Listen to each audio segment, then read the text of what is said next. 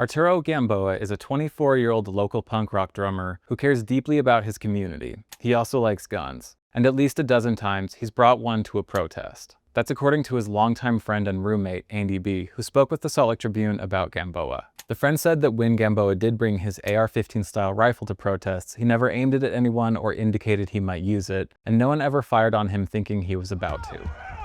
On June 14th, at a No Kings March in downtown Salt Lake City, Gamboa was arrested on suspicion of murder after a protest volunteer opened fire on him, injuring Gamboa and killing an innocent bystander, Folasa Ah Loo, in the process. I feel like the safety volunteers failed to de-escalate the situation, or at least get a read on what the situation was, Andy B. said. I think they acted too quickly and it resulted in a very horrible tragedy unfolding. He made a fatal mistake.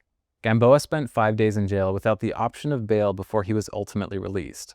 As of Monday, prosecutors had not filed any formal charges against him or the self-described peacekeeper who Salt Lake City police said fired the gun.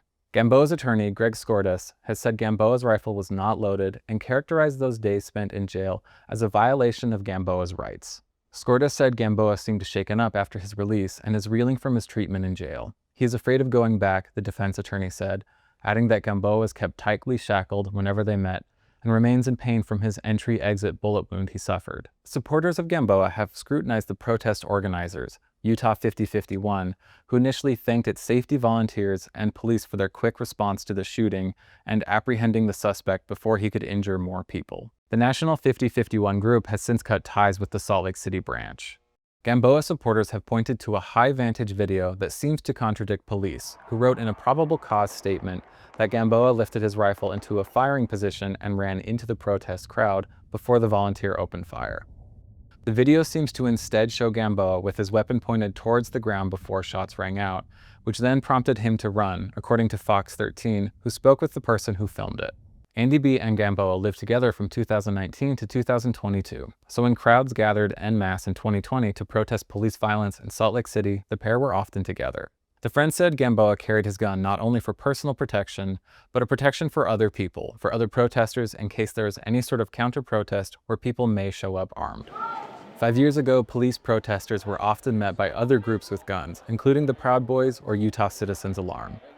Gamboa became a fixture at those 2020 demonstrations, typically dressed in black, covering his face, carrying his rifle, sometimes leading the group of hundreds of marchers through the streets, said Jeanette Padilla-Vega, a community advocate who founded the Food Justice Coalition and participated in many of the protests. He was always very calm, very peaceful. He never pointed the rifle at anybody.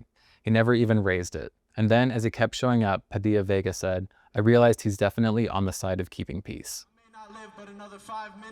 At one protest at the Capitol, Gamboa called on Salt Lake County District Attorney Sim Gill to resign. We demand the immediate resignation of Sim Gill, and should he decide that he will not leave on his own accord, then by the power of the people, he will be removed. Gill said Monday that prior to the Tribune asking, his office was unaware that Gamboa protested against Gill in 2020, and that a team would decide how and whether his office will move forward in filing charges in the case. This is the same process used for all death investigations.